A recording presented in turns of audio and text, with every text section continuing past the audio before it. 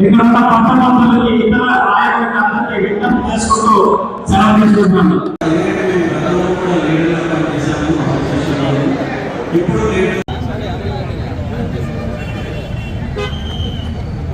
అయితే మళ్ళీ ఈరోజు మాట ఇచ్చిన మాట నిలబెట్టి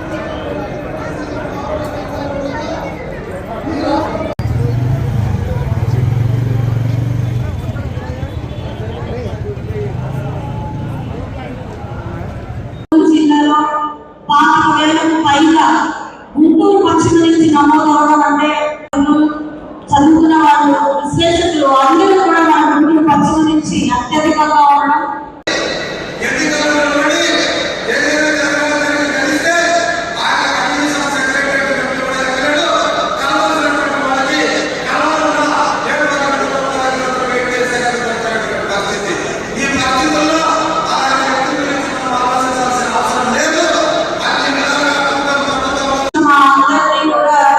మీరందరూ చక్కగా ఆశీర్వదించి ఈరోజు విజయాన్ని ఇచ్చి రాష్ట్ర అభివృద్ధిలో మీరు కూడా పాల్పంచుకుంటున్నారు. అదేవిధంగా మరొక సమయం మీ ఆశీర్వాదం అవసరమైన సమయం వచ్చింది. ఎమ్మెల్సీగా అదే ఎన్నికలలో ఖచ్చితంగా మన గురించి ఖచ్చితంగా అత్యధిక మెజారిటీతో ఉండి అమరావతి రాజధాని అన్న తర్వాత అత్యధికంగా లాభం పడింది, ప్లస్ అభివృద్ధిలోకి వచ్చే మార్గం పడింది గుంటూరు కృష్ణా జిల్లా ప్రజలకి అవగాహన కావాలని ఒక్కసారి కూర్చున్న వాళ్ళందరూ కూడా ఆలోచించాల్సిన సమయం అని చెప్తున్నాను.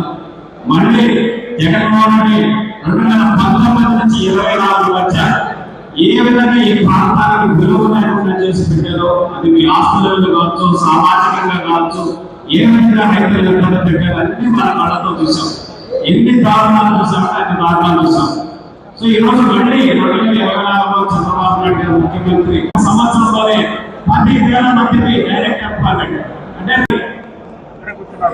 ఇతర మంత్రులు అనేది గుర్తు పెట్టుకొని మరొకసారి సభ్యులు అలాగే అభివృద్ధి వైపు ఆలోచిస్తున్నటువంటి తరుణంలో ఇక్కడ ఉన్నటువంటి ఉద్యోగస్తులు ఈరోజు ఒక మంచి నిర్ణయం తీసుకోవాల్సినటువంటి సమయం ఆసన్నమైంది.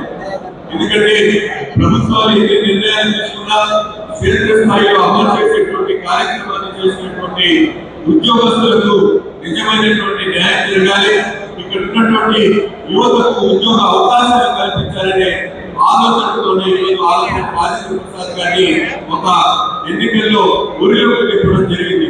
ఎందుకంటే ఆయన యువత నాయకుడిగా ఎటువంటి పదవి ఇచ్చినా కూడా ఆ క్షేత్రంలో పూర్తి స్థాయిలో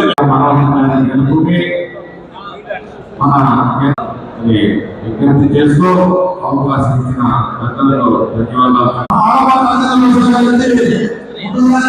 భారతీయ జనతా పార్టీ అమరావతికి సంబంధించినటువంటి బిల్లు అక్కడ పాస్ కావాలని చెప్పేసి అనుకున్నప్పుడు శాసన మండలి కూడా నేను రద్దు చేస్తానని చెప్పేసి చేసినటువంటి వ్యక్తి జగన్మోహన్ రెడ్డి. అంటే శాసన మండలి మీద ఏమాత్రం గౌరవించినటువంటి వ్యక్తి జగన్మోహన్ రెడ్డి. శాసన మండలి అంటే పెద్దల సభకి ఎవరైనా గౌరవపరంగా ఉన్నటువంటి వాళ్ళని పంపుతారు. మీరు కనుక చూస్తే వేదిక మీద మాట్లాడినటువంటి యనమల రామకృష్ణ గారు శాసన మండలికి వెళ్ళారు, అట్లాగే షరీఫ్ గారు శాసన మండలికి వెళ్ళారు, టీడీ జనార్దన్ గారు, అట్లాగే అశోక్ బాబు గారు తెలుగుదేశం పార్టీ నుంచి మహామంత్రులు శాసన మండలికి వెళ్ళినటువంటి చరిత్ర ఉంది. ఇదే షరీఫ్ గారు శాసన మండలి గౌరవాన్ని కల్పించేటువంటి సంస్కారం తెలుగుదేశం పార్టీకి ఉంది. కాబట్టి ఎవరైతే రాజు దశాబ్దాల కాలం నుంచి ఉన్నటువంటి వ్యక్తి మనందరికీ కూడా గౌరవించగలిగినటువంటి రకరకాల సమస్యలను వేధిస్తూ సిద్ధాంతాలు దృష్టిలో పెట్టుకొని చంద్రబాబు గారు పవన్ కళ్యాణ్ గారు అందరితో మాట్లాడి ఎమ్మెల్సీ అభ్యర్థిగా మరి రాజా గారిని ఎంపిక చేయడం, మరి ఆయన మంచి అభ్యర్థి, మంచి ప్రభుత్వంలో మంచి అభ్యర్థి నిలబడడం జరిగింది. ఈ రోజు ఎమ్మెల్సీలో చూస్తే మన యువ నాయకుడు నారా లోకేష్ గారి మీద గత ప్రభుత్వంలో ఎటువంటి దాడులు జరిగాయో చూసాం. మన ఎమ్మెల్సీ ఎటువంటి దాడులు జరిగాయో చూసాం. ఇక్కడి నుంచి రాజా గారు రేపు ఎన్నికైన తర్వాత ఎమ్మెల్సీలోకి వెళ్ళిన తర్వాత వైసీపీ పార్టీకి సంబంధించిన ఎమ్మెల్సీలు కోపం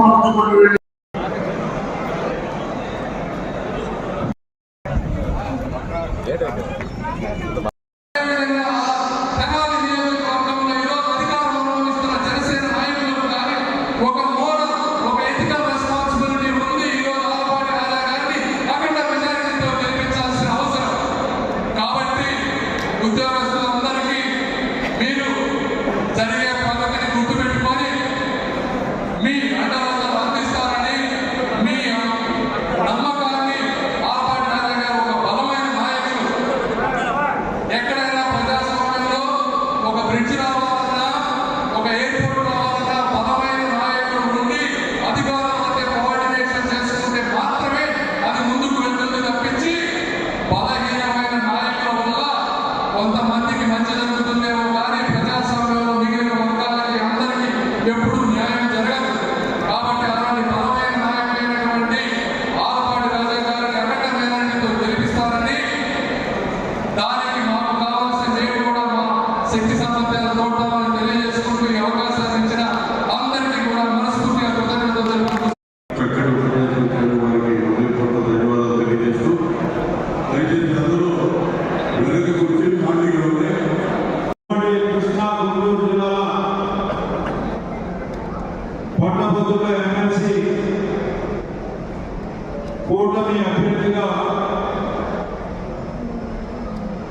నన్ను ఎంపిక చేసినందుకు ముందుగా పెద్దలు మన పార్టీ జాతీయ అధ్యక్షులు ఈనాటి ముఖ్యమంత్రి నారా చంద్రబాబు నాయుడు గారికి, power star deputy chief minister Pavan Kalyan గారికి,